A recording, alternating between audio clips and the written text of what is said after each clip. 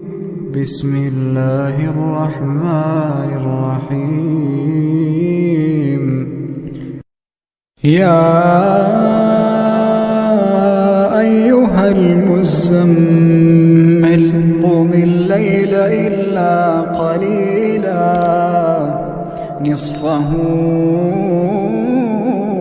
وانقص منه قليلا أو زد عليه ورتل القرآن ترتيلا إنا سنلقي عليك قولا ثقيلا إن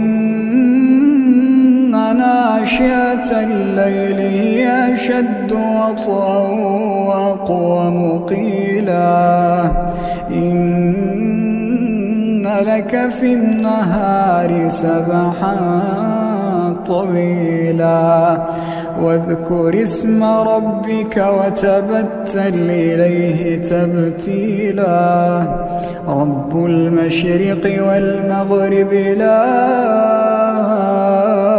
إله